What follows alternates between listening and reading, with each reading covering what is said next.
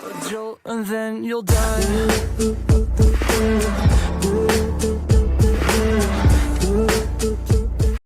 Assalamu alaikum wa rahmatullahi wa barakatuhu. Welcome back to all in our physics viewer channel. So today we are going to study fine structure of hydrogen atom and the radiative correction, that is lamp shift. So उससे पहले मैं चाहता हूं कि हमने जो last lecture में पढ़ा है उसका एक हल्का सा रिकैप कर लेते हैं कि हमने लास्ट लेक्चर में क्या पढ़ा था। हमने लास्ट लेक्चर में बेसिकली स्पिन ऑर्बिट इंटरेक्शन पढ़ा था and type of angular momentum पढ़ा था। एंगुलर मोमेंटम कितने टाइप के पढ़े थे हमने ऑर्बिटल एंगुलर मोमेंटम के बारे में पढ़ा था, स्पिन एंगुलर मोमेंटम के बारे में पढ़ा था एंड टोटल एंगुलर मोमेंटम के बारे में पढ़ा था। और फिर उसके बाद हमने स्पिन ऑर्बिट इंटरेक्शन देखा था और उस स्पिन ऑर्बिट इंटरेक्शन के बेस पे हमने splitting of H alpha line into further 7 line, कैसे वो हमारी जो स्पेक्ट्रम आता है उसमें एच अल्फा लाइन कैसे फर्दर स्प्लिट होकर 7 लाइन में होती है वो हमने देखा था। और वो क्यों होती थी, that is due to spin orbit interaction basically. तो एक बार उसका एक क्विक रिकैप ले रहे हैं। सबसे पहले हम जानते हैं कि जब हमने लिया था इसको, जब हमने कंसीडर किया था स्पिन ऑर्बिट इंटरेक्शन को, देन जब हमने कंसीडर किया था सिर्फ एंगुलर मोमेंटम को, तो हमने क्या देखा था कि जो N3 लाइन थी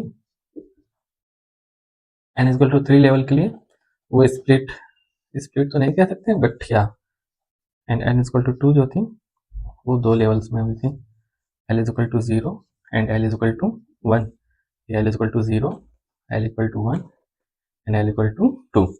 ठीक, ये जब हमने सिर्फ ऑर्बिटल एंगुलर मोमेंटम को कंसीडर किया था तो कुछ इस तरह की दिखी थी जिसके बेस पे हमें 3 ट्रांजिशन पॉसिबल थे, जो कि L0 से L1, L1 से L0 एंड L2 से L1 पे आ रहे थे, जिससे हमारे 3 ट्रांजिशन हुए थे। ठीक, तो फिर उसके बाद क्या हुआ, उसके बाद हमने स्पिन एंगुलर मोमेंटम को भी कंसीडर किया। स्पिन मैग्नेटिक मोमेंट जब जो हमने ये चीज देखा कि जो इलेक्ट्रॉन होता है वो अपने एक्सिस पे भी रोटेट करते रहता है, जिसकी वजह से स्पिन मैग्नेटिक मोमेंट जनरेट होता है and the net interaction of that spin magnetic moment with the orbital angular momentum is nothing but the spin orbit interaction and this is the reason of splitting of H alpha line into further 7 line. तो उसको भी हमने देखा था कि वो कैसे splitting होती है। तो उसके बाद हमने टर्म्स के बारे में पढ़ा था, स्पेक्ट्रोस्कोपी टर्म्स क्या होती हैं। तो let me recap it once again कि स्पेक्ट्रोस्कोपी टर्म क्या होती है, उसको किस तरीके से हमने डिफाइन किया था। स्पेक्ट्रोस्कोपी टर्म्स जो होती हैं that is multiplicity,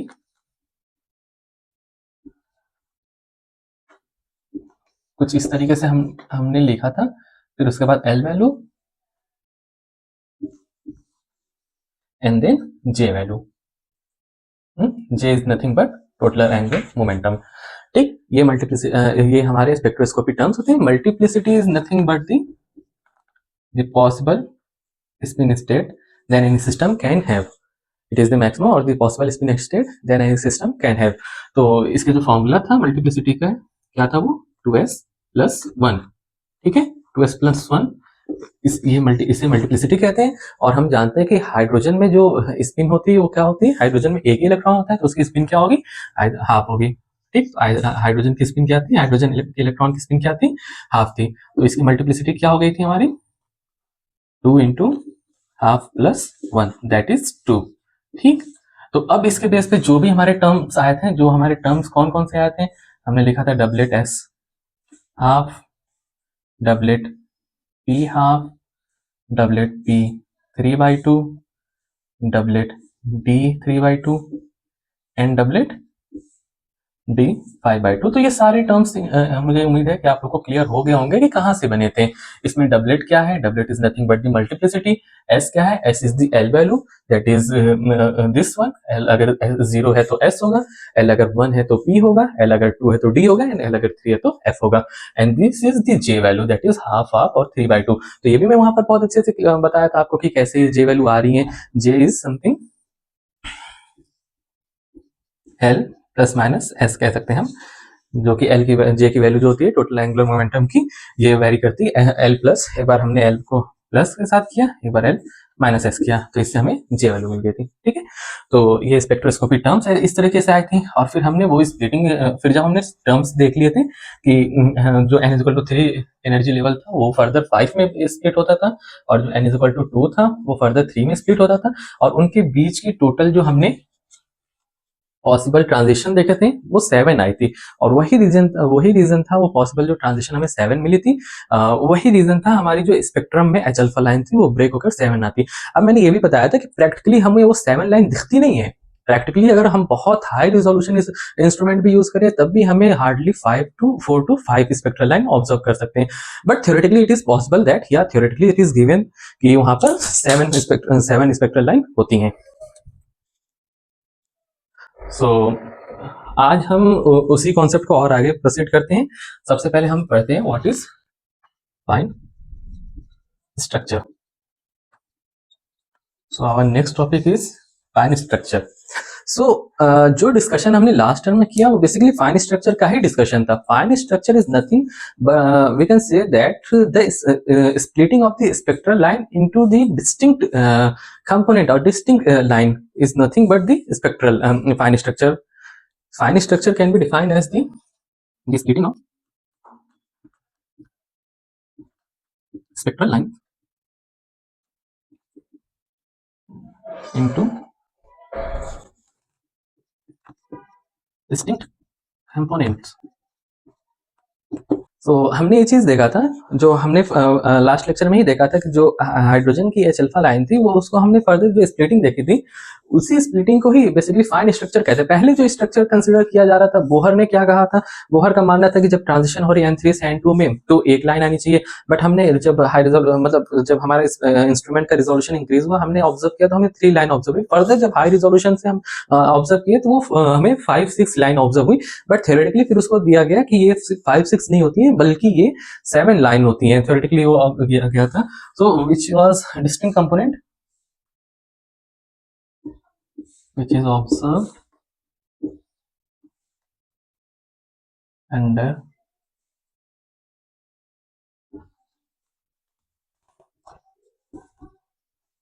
high resolution instrument. Okay तो ये जो स्पेक्ट्रल लाइन होती है, स्पेक्ट्रल लाइन की स्प्लिटिंग को ही हम फाइन स्ट्रक्चर कहते हैं। जब भी स्पेक्ट्रल लाइन स्प्लिट करती है फर्दर कंपोनेंट्स में जिसको हम हाई रिजोल्यूशन इंस्ट्रूमेंट में देखते हैं, इसे ही हम फाइन स्ट्रक्चर कहते हैं, उस पर्टिकुलर एलिमेंट का कह सकते हैं। सो मैं एक और चीज बताऊं, इसमें रिजोल्यूशन वर्ड इसका क्या मतलब क्या होता है? रिजोल्यूशन हम क्या मतलब, जब मैं बार बार कह रहा हूँ कि हाई रिजोल्यूशन इंस्ट्रूमेंट, तो इसका मतलब क्या है? किसी भी इंस्ट्रूमेंट का रिजोल्यूशन अगर हाई है तो फायदा क्या होता है उसका, या किसी भी इंस्ट्रूमेंट का किसी भी अक्सर हम जब फोन के बारे में देखते हैं, कोई न्यू फोन आता है जो उसमें फीचर्स को बताया जाता है तो कहा जाता है इसके कैमरे का रिजोल्यूशन बहुत अच्छा है। इसका मतलब क्या होता है? बेसिकली स्पेक्ट्रोस्कोपी में इस टर्म का बहुत इंपॉर्टेंट है। किसी भी अगर हम इंस्ट्रूमेंट को यूज कर रहे हैं, किसी भी माइक्रोस्कोप या जो भी स्पेक्ट्रोग्राफ स्पेक्ट्रोमीटर का हम यूज करें, उसका रिजोल्यूशन बहुत मैटर करता है कि उसका रिजोल्यूशन कैसा है। सो रिजोल्यूशन मतलब क्या होता है? रिजोल्यूशन किसी भी इंस्ट्रूमेंट के रिजोल्यूशन किस तरह डिफाइन कर सकते हैं कि वो उस इंस्ट्रूमेंट की प्रॉपर्टी होती है कि किसी भी टू वेरी क्लोज इमेजेस को कितने इजीली, मतलब कितने शार्पली वो रिजोल्व कर रहा है टू डिस्टिंक्ट। अगर two very like for example अगर ये 2 इमेजेस हैं, ठीक, ये बहुत क्लोज हैं, ऐसे नेकेड आई से हमें बिल्कुल ये एक दूसरे से मिले हुए लग रहे हैं, तो इससे वो सेपरेटली मतलब कितनी क्लियरली इसको सेपरेटली इसके इमेजेस को बनाता है, यही इसी को रिजोल्यूशन कहते हैं। किसी भी इंस्ट्रूमेंट का रिजोल्यूशन क्या है कि इन दोनों को सेपरेटली कितने क्लियरली इसको सेपरेट करके हमें शो करता है। अगर कोई इंस्ट्रूमेंट है जो बहुत क्लियरली इन दो हैं तो 2 सेपरेट, बस नेकेड आई से हमें ये मिले हुए लग रहे हैं, बट अगर वो कैमरा इसको बहुत ही क्लियरली सेपरेट करके दिखा रहा है हमें तो उसका रिजोल्यूशन अच्छा है। और बहुत सारी जब कैमरे अच्छे नहीं है तो दूर से ऐसा लग रहा है कि ये बिल्कुल एक ही है, तो उसका रिजोल्यूशन अच्छा नहीं है। तो जो स्पेक्ट्रल लाइन मैंने बताया था कि जब हमने उसे ऑब्जर्व किया था,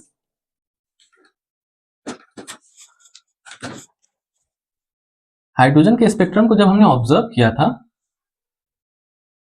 तो ये जो एच अल्फा लाइन हमें देखी थी,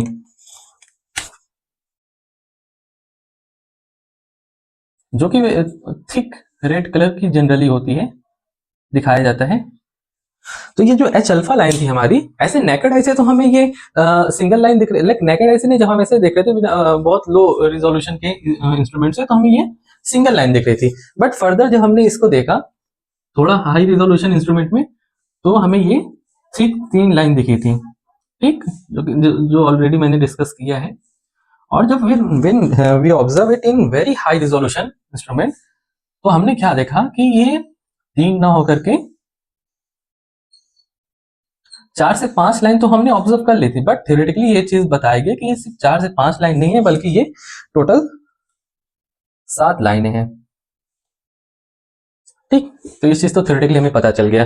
तो रिजोल्यूशन अच्छा होने की वजह से ये चीज हमने ऐसे तो देखने में हमें, अब जिस इंस्ट्रूमेंट का रिजोल्यूशन अच्छा नहीं है वो इंस्ट्रूमेंट में हम ये चीज क्लियरली नहीं देख सकते। जैसे जैसे रिजोल्यूशन अच्छा हुआ तो हमें ये बहुत ही क्लोज लाइन को भी हमने बहुत सेपरेटली देखा। तो रिजोल्यूशन का मतलब ये होता है कि वो इंस्ट्रूमेंट की प्रॉपर्टी है जो कि दो बहुत क्लोज इमेजेस को सेपरेटली हमें करके दिखाती है। अगर ऐसा इंस्ट्रूमेंट है जिसकी प्रॉपर्टी मतलब जिसका रिजोल्यूशन हाई हो, तो वेरी क्लोज इमेजेस को भी हमें डिस्टिंक्ट इमेजेस में दिखाएगा। तो ठीक, ये हो गया हमारे रिजोल्यूशन। ठीक, अब फाइन स्ट्रक्चर के बारे में आप जान के, फाइन स्ट्रक्चर किसे कहते हैं? जब स्पेक्ट्रल लाइन फर्दर स्प्लिट हो जाती है डिस्टिंक्ट कंपोनेंट में, तो सही हम फाइन स्ट्रक्चर कहते हैं। अब हम डिस्कस करते हैं fine structure of hydrogen atom. ठीक, fine structure of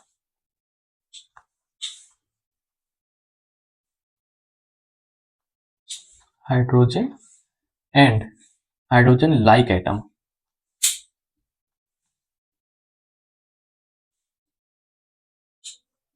like atoms, hydrogen like atoms कौन से होंगे? एल्कली एटम कह सकते हैं हम, जो एल्कली होते हैं एटम, लाइक सोडियम हो गया, लिथियम हो गया, एटसेट्रा। तो इनके जो फाइन स्ट्रक्चर होते हैं वो सिमिलर होते हैं हाइड्रोजन लाइक एटम के, और हाइड्रोजन का फाइन स्ट्रक्चर लगभग सिमिलर होता है। तो हमने जो स्प्लिटिंग लास्ट टर्म में देखा था वो उसको बेसिकली हम फाइन स्ट्रक्चर ही कह सकते हैं, क्योंकि उसमें हमने फर्दर स्प्लिटिंग देखा था ना। एच अल्फा जो N3 लाइन थी हमारी, वो बोहर के हिसाब से तो वो सिंगल लाइन होनी चाहिए थी, क्योंकि उसने क्या कहा था डिस्क्रीट स्टेट होता है तो सिंगल एनर्जी लेवल होनी चाहिए थी N2 और N3। बट हमने क्या देखा था कि वो फर्दर स्प्लिट होती थी S P P में, और उधर फर्दर S और P एंड D में। तो वो भी बेसिकली हो गया हमारा फाइन स्ट्रक्चर। यहाँ पर जो चीज गौर करने की है, मैं ड्रॉ कर रहा हूं यहाँ पर fine structure of hydrogen atom. सबसे पहले हम जानते हैं n=1 के लिए डबलेट S हाफ। ठीक, उसके बाद n=2 के लिए, ओके एक एक्सेप्शन आएगा, उसे ही फिर मुझे डिस्कस करना होगा। तो पहले मैं ड्रॉ कर दे रहा हूँ, फिर उसके बाद वो एक्सेप्शन बताऊंगा। Doublet S half, doublet P half. ये मैं अलग बना रहा हूँ ताकि वो चीज सेपरेटली दिखे। हाँ हाँ, थोड़ा और साइड होता है। Okay okay okay okay. तो ये मैं सेपरेट इसलिए बना रहा हूँ ताकि ये एनर्जी लेवल आपको सेपरेट सेपरेट दिखे। डबलेट P, ये जो 2 होगा ये बेसिकली पावर में होगा, तो इसे ऐसे ना लिख करके हमें थोड़ा गौर करें, ये चीज पावर में होगा। Doublet P 3/2, okay. And here फिर doublet S half, doublet P half,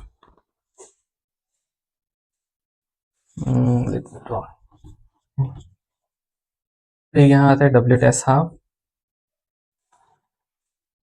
this one, and doublet P half, this one, doublet P 3/2, this, and yeah, doublet D 3/2, doublet D 5/2। अच्छा, इसके फर्दर हम बहुत आगे तक चले जाते हैं। इसके बाद डबलेट D 5/2 के बाद क्या आएगा?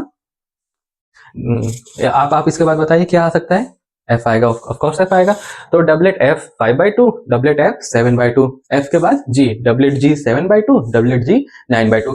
तो all those structures in which a single spectral line split into 2 spectral line, those structures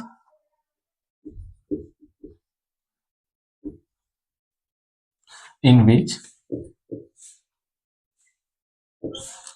single spectral line split into 2 lines are called doublet structure,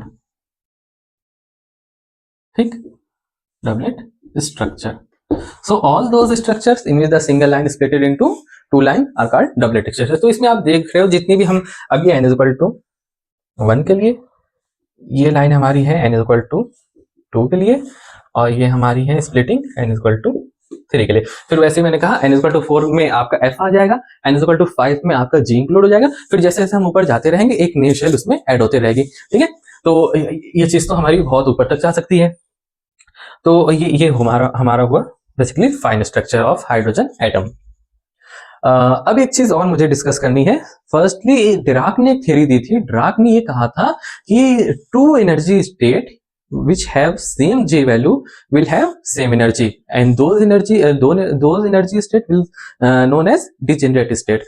तो डिराक ने क्या कहा था कि अगर दो एनर्जी स्टेट हैं, इसको मैं इरेज कर दे रहा हूं, डेफिनेशन लिख लीजिएगा डबलेट स्ट्रक्चर किसे कहते हैं। डिराक ने कहा था, अकॉर्डिंग टू डिराक, अभी मैं इस स्ट्रक्चर के बारे में डिस्कशन करूंगा फर्दर, मैं कुछ चीजें आपको बता दूं पहले। डिराक ने कहा था कि जैसे अगर डबलेट एस हाफ है, चीज ध्यान दीजिएगा, डबलेट एस हाफ है और डबलेट टी हाफ है, तो इसमें देखिए जो हाफ है ये तो हमारी जे वैल्यू हुई ना, ऑल्दो ये दोनों डिफरेंट एनर्जी स्टेट हैं, ठीक है, बट जो जे वैल्यू दोनों की सेम है। तो हम यहाँ पर क्या देख रहे हैं कि एस हाफ नीचे है, टी हाफ ऊपर आता है, ठीक है। बट डिराक का कहना था कि those two energy state which have same J value are known as degenerate state and those two state have same energies, ठीक है। तो डिराक का कहना था कि अगर दो एनर्जी स्टेट ऐसे हैं जिनकी सेम जे वैल्यू है तो उनकी एनर्जी भी सेम होगी, और वो दोनों अब जब एनर्जी सेम है तो दोनों सेम ही लाइन में तो वो करेंगे। अब यहाँ पर नीचे होने का क्या मतलब है कि इस एनर्जी स्टेट की एनर्जी कम होगी, इसकी एनर्जी ज्यादा होगी, इसकी फर्दर ज्यादा होगी, और देन फिर हम जब थर्ड में जा रहे हैं तो जाहिर सी बात थर्ड एनर्जी लेवल तो और ज्यादा, थर्ड सेल तो उसकी एनर्जी और ज्यादा होगी, तो इसका कंपैरिजन इसकी ज्यादा होगी, इसकी ज्यादा, जैसे हम ऊपर जा रहे हैं तो उसकी एनर्जी तो चेंज होगी। बट डिराक का ये कहना था कि with same G value energy will have state will have same energies. So इसके हिसाब से हम मतलब जो डबलेट T3/2 है उसकी एनर्जी सेम होनी चाहिए डबलेट D3/2 से, एंड डबलेट D5/2 जो है वो उसकी एनर्जी सेम होनी चाहिए डबलेट F5/2 से, ठीक है। तो ये चीज डिराक ने कहा था। अब इसके बारे में हम देखेंगे। अब जो एक्सेप्शन में मुझे देना था आपको वो ये देना था कि ये तो हमारा एक मॉडल हो गया फाइन स्ट्रक्चर का, एक जनरल मॉडल हम कह सकते हैं, ठीक है। हाइड्रोजन और हाइड्रोजन लाइक एटम का एक जनरल फाइन स्ट्रक्चर ये हो गया हमारा हाइड्रोजन एटम का। बट जो एक्सेप्शन आता है, एक्सेप्शन ये तो हमारे कॉन्सेप्ट के हिसाब से तो बिल्कुल सही है, जो हमारा कॉन्सेप्ट है कि n हाफ है, फिर ये फर्दर स्प्लिटिंग हुई, ये फर्दर स्प्लिटिंग हुई, और n3 इतनी लाइन में स्प्लिट हुई, n2 3 में, n3 जो 5 लाइन में, और n1 तो हाफ एक लाइन में। सो ये तो कॉन्सेप्ट के हिसाब से सही है। एक्सेप्शन कहाँ आया था? एक्सेप्शन आया हमारा यहाँ पर n2 में। ये चीज ऑब्जर्व किया गया कि थ्योरेटिकली तो s हाफ है जो वो नीचे होना चाहिए, बट ये चीज ऑब्जर्व किया गया that doublet s half is slightly above than doublet p half.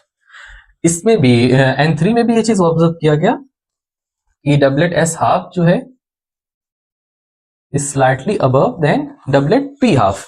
इसको मैं अब इस स्ट्रक्चर को मैं यहां पर फिर से ड्रॉ करता हूं। n1 को n=1 को हम अभी एक्सक्लूड कर देते हैं, n=2 से देखते हैं, ठीक। n=2 में क्या था? डबलेट p हाफ जो है हमारा वो नीचे है, डबलेट s हाफ फिर आता है, एंड देन डबलेट p 3/2, ठीक। ये स्टेट है हमारा n=2 के लिए, और n=3 के लिए हमारा क्या स्टेट हुआ? Doublet s half slightly above than doublet p half and doublet p 3/2। Okay, ये भी चीज ऑब्जर्व की गई कि इवन जो डबलेट p 3/2 है is slightly above than doublet d 3/2। या डबलेट d 3/2 ये मैं पोजीशन शिफ्ट करके क्यों कर रहा था, ताकि उसमें कंफ्यूजन ना हो। अगर मैं एक लाइन ही अलाइनमेंट में करता तो आपको कंफ्यूजन होती, लाइन कौन सी बिल्कुल एक में मिली हुई लगती। इसलिए मैं पोजीशन शिफ्ट कर रहा हूँ, डी की इधर क्या, पी की, और एस हम पहले कर रहे थे, ठीक है। डबलेट डी 3/2, उसके ऊपर आता है doublet P 3/2 and doublet D 5/2। ठीक, ये शिफ्टिंग हमें देखने को मिली। सो ये एक्सेप्शन था हमारा, और यहां पर हमारा हो गया। ओके ओके, तो अब ये चीज हमें देखने को मिली कि कॉन्सेप्ट के हिसाब से तो हमारा ये स्ट्रक्चर बनना चाहिए था, डबलेट एस हाफ नीचे होना चाहिए था, डबलेट पी हाफ ऊपर होना चाहिए था। बट ऑब्जर्व क्या किया गया, they are two scientist, Lamb and Rutherford. Okay, मैं कंप्लीट नेम नहीं लिख रहा हूं इनका, जिसको भी लैम्प शिफ्ट के बारे में पढ़ना है। अच्छा, लेट मी टेल यू, ये जो शिफ्टिंग हुई थी ना डबलेट एस हाफ की, इसे ही हम लैम्प शिफ्ट कहते हैं। ये जो वर्ड आपका है, that is the radiative correction in the level is Lamb shift. Lamp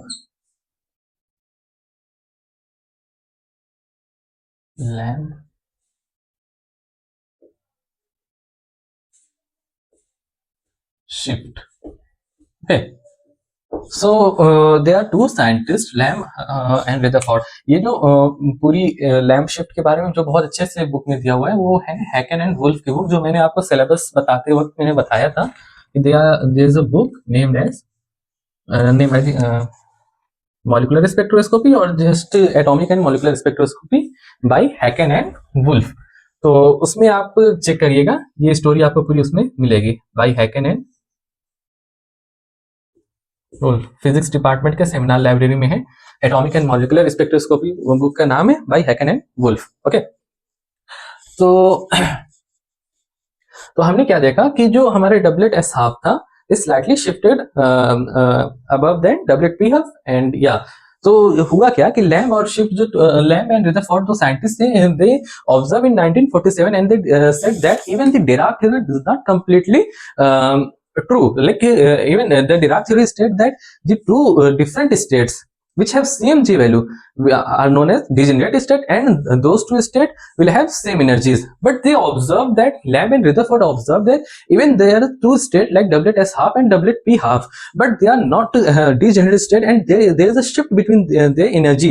So basically they observe there is a shift of, there is a difference of energy 0.3 centimetre inverse.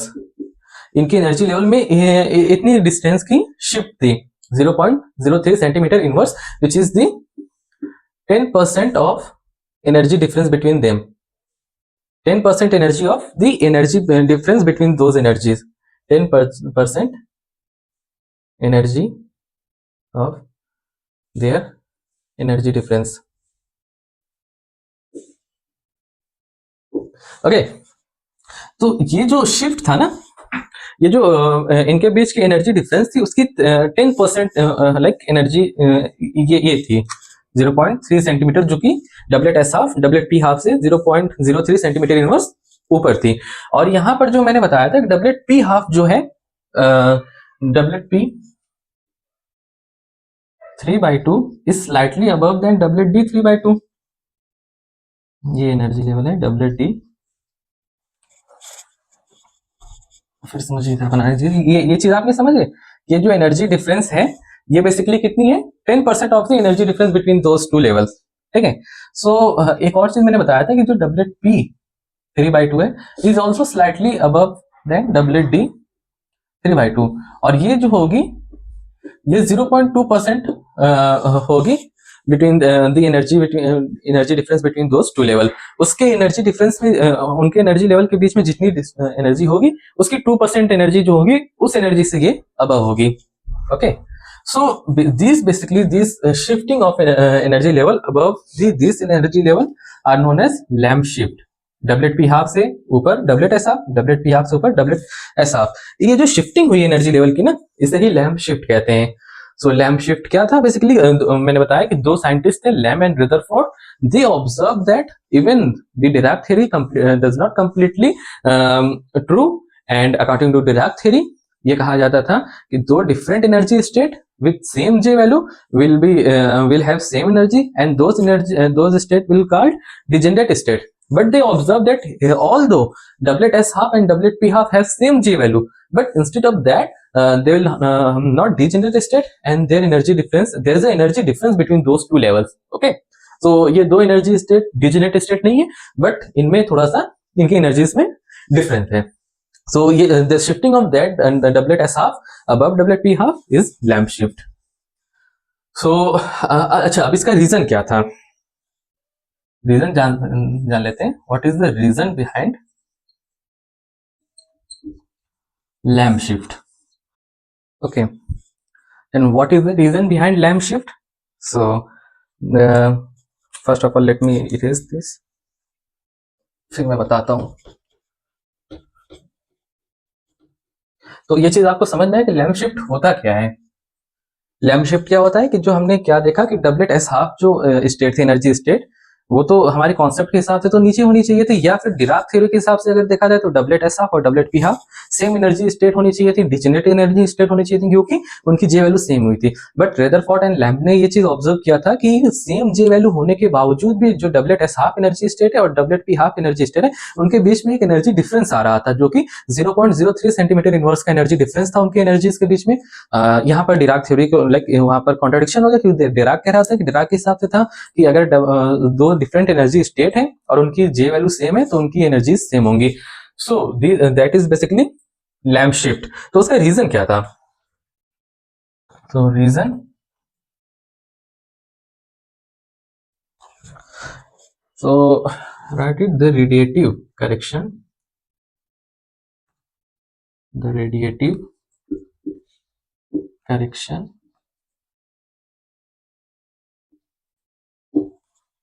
made in Dirac theory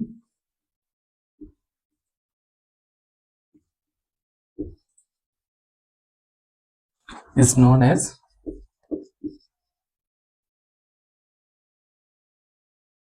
QED, that is quantum electrodynamics. जो radiative correction किया गया था Dirac theory में उसे क्यूईडी कहा गया. और इसमें था क्या बेसिकली कि वी ऑल नो दैट, मैंने इसके जिक्र पहले भी आपको किया था, शायद इंट्रोडक्टरी लेक्चर में किया था, तो फर्स्ट लेक्चर में किया था कि जो भी पार्टिकल होते हैं वो कभी भी रेस्ट पे नहीं होते हैं. कोई भी मॉलिक्यूल कह दे, इवन इलेक्ट्रॉन भी कभी भी रेस्ट पोजिशन पे नहीं होता है. वो कंप्लीटली आप ये नहीं कह सकते कि कोई भी पार्टिकल रेस्ट पोजिशन पे, कंप्लीटली रेस्ट पोजिशन पे नहीं. Even in the ground state the particle have 0 point energy. Even ground state में भी पार्टिकल के पास 0 पॉइंट एनर्जी होती है. सो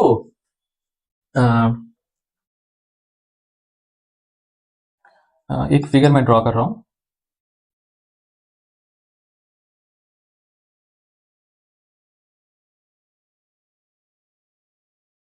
ठीक है,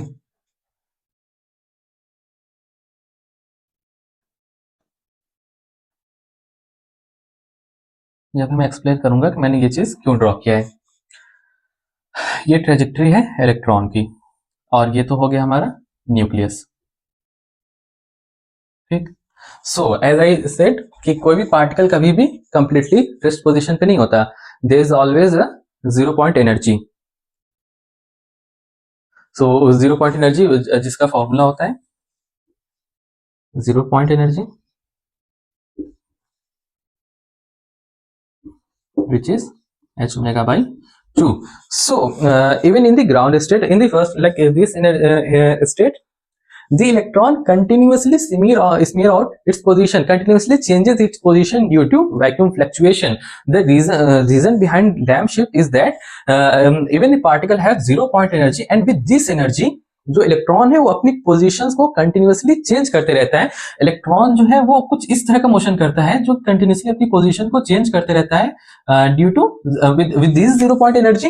एंड इसको कहते हैं कि जो पोजीशन को चेंज कर रहा है इसमें हो क्या रहा है बेसिकली वैक्यूम फ्लक्चुएशन. आप कह सकते हो इसको continuous absorption and emission of virtual photon.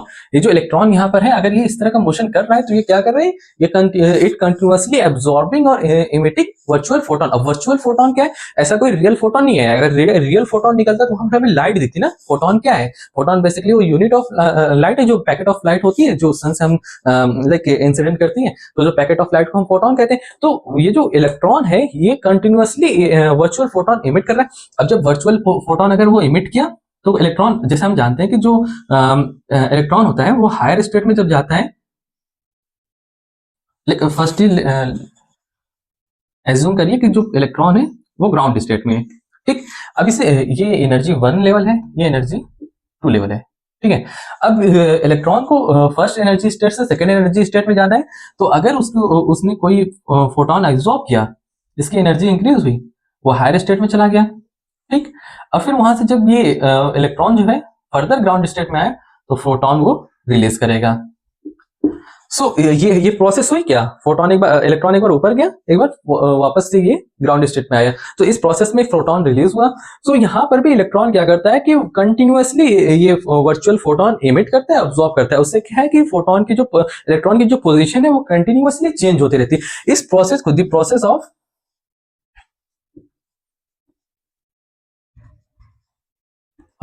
emission and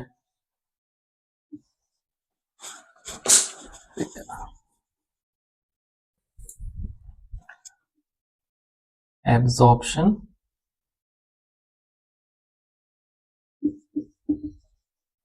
of virtual photon continuously known as vacuum fluctuation, ठीक है। इसी प्रोसेस को हम कहते हैं वैक्यूम फ्लक्चुएशन। इलेक्ट्रॉन जो है अपनी पोजीशन को कंटिन्यूअसली चेंज करते रहता है, इसी प्रोसेस को कहते हैं वैक्यूम फ्लक्चुएशन। तो इसमें होता क्या है कि जो इलेक्ट्रॉन अपनी पोजीशन को कंटिन्यूअसली चेंज कर रहा है, तो इसमें होता क्या है कि जो डबलेट एस हाफ लेवल है, तो ये मोस्ट प्रोबेबिलिटी है कि जो सबसे फर्स्ट लेवल होगी इलेक्ट्रॉन की वो ज्यादा नजदीक होगी न्यूक्लियस के, ठीक है, comparison to other level like doublet P half होगी, डबलेट डी हाफ होगी, जो भी सब शेल है वो थोड़ा दूर होगी। ज्यादा नजदीक कौन सी होगी, डबलेट एस हाफ। अब जब ये पोजीशन को चेंज कर रहा है तो कंटिन्यूअसली उनके इसकी जो बाइंडिंग एनर्जी उसमें भी रिडक्शन आएगा ना, रिडक्शन आएगा। जो इसकी बाइंडिंग एनर्जी होगी इलेक्ट्रॉन की, जो भी इन्हें बाइंड करके रखे होगी, उसमें कंटिन्यूअसली रिडक्शन आएगा। तो जैसा कि मैंने कहा कि जो doublet S half energy level होगी वो ज्यादा क्लोज होगी to nucleus comparison to doublet P half and doublet D half. So जो क्योंकि वो ज्यादा क्लोज है तो उसकी बाइंडिंग एनर्जी में ज्यादा रिडक्शन आएगा comparison to doublet P half. तो जब उसकी बाइंडिंग एनर्जी में ज्यादा रिडक्शन आया तो लाइन अपने आप ऊपर शिफ्ट हो जाएगी। फिर से इसको समझिए, मैंने क्या कहा है कि जो इलेक्ट्रॉन है वो कंटिन्यूअसली वर्चुअल फोटोन को इमिट करता है, एब्जॉर्ब करता है, जिसे हम कहते हैं वैक्यूम फ्लक्चुएशन। इस प्रोसेस में, in this process of continuous absorption and emission of virtual photon, electron continuously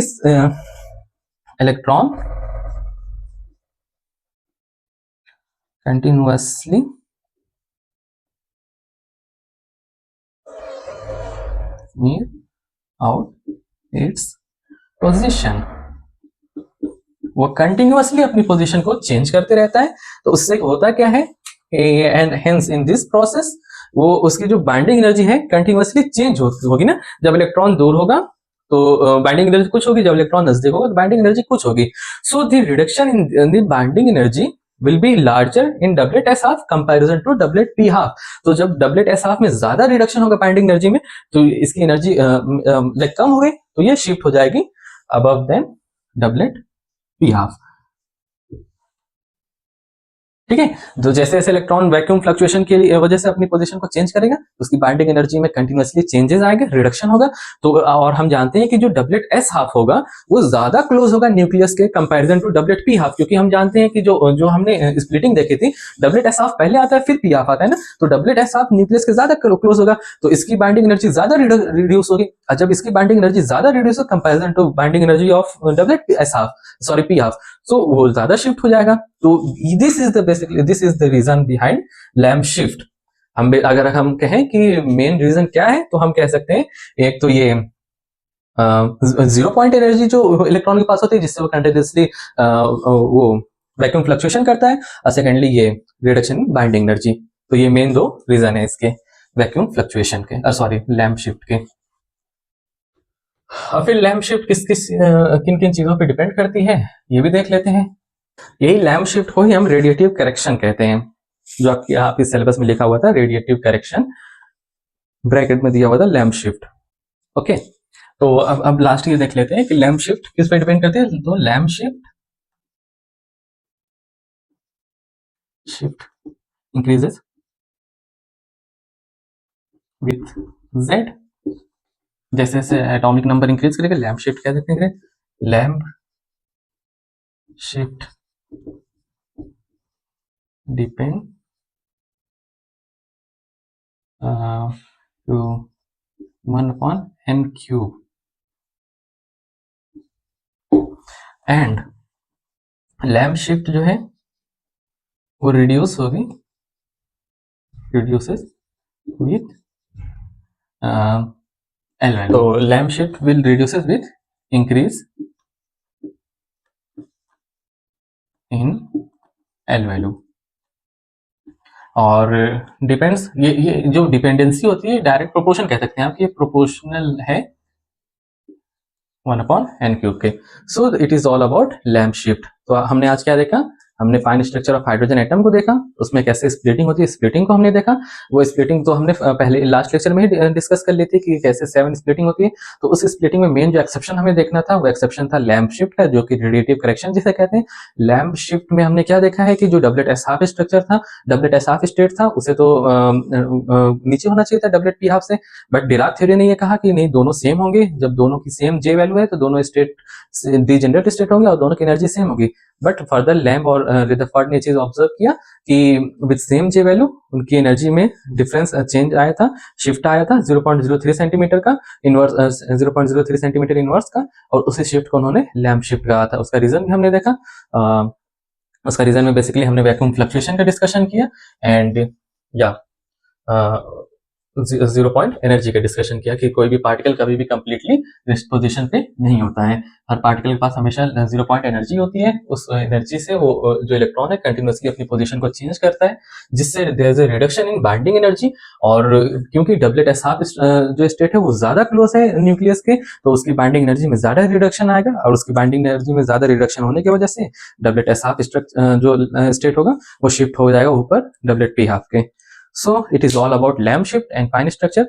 next lecture में इंशाल्लाह हम डिस्कस करेंगे इंटेंसिटी रूल। जो भी हमने अभी पढ़ा है कि जो रेडिएशन निकलती है, जो स्पेक्ट्रम हम बनाते हैं, तो उसके इंटेंसिटी रूल क्या है, कौन सी लाइन की इंटेंसिटी कितनी होगी, किस लाइन की इंटेंसिटी कम होगी, किसकी ज्यादा होगी, वो किस रूल पे होगा, वो बेसिकली हम इंटेंसिटी रूल देखेंगे। और सिलेक्शन रूल है, तो सिलेक्शन रूल मैंने लास्ट लेक्चर में ही आपको बता दिया था सिलेक्शन रूल क्या होता है, तो वो भी आपकी टॉपिक आगे है, बट वो चीज हमने ऑलरेडी डिस्कस कर लिया, तो फिर भी वो चीज हम देख लेंगे सिलेक्शन रूल का है। और फिर इंशाल्लाह नेक्स्ट लेक्चर में ही, या तो उसके बाद एक लेक्चर में हम लाइन ब्रॉडनिंग वगैरह के देख लेंगे। उसके बाद ये जब आपके सिलेबस की टॉपिक कंप्लीट हो जाएगी तो फिर मैं एक बोनस लेक्चर लूंगा इंशाल्लाह, जिसमें जो मुझे पर्सनली बहुत इंपॉर्टेंट टॉपिक लगी थी, जिसका मैंने बताया था आपको, एलएस कपलिंग, जेजे कपलिंग और even जीमन effect, hyper fine structure, जो कि कंपटीशन में काफी ज्यादा पूछी जाती है बट आपके सिलेबस में इंक्लूड नहीं है। सो वो एक लेक्चर में इंशाल्लाह मैं वो सारी इंपॉर्टेंट टॉपिक को डिस्कस करूंगा, ताकि आपको एटलीस्ट ये सारे टॉपिक के बारे में नॉलेज हो जाए, आप बिल्कुल ब्लैंक न रहें। सो फिर मिलते हैं इंशाल्लाह अगली लेक्चर में, तब तक के लिए आप लोग पढ़ते रहिए। अस्सलाम वालेकुम व रहमतुल्लाहि व बरकातुहू।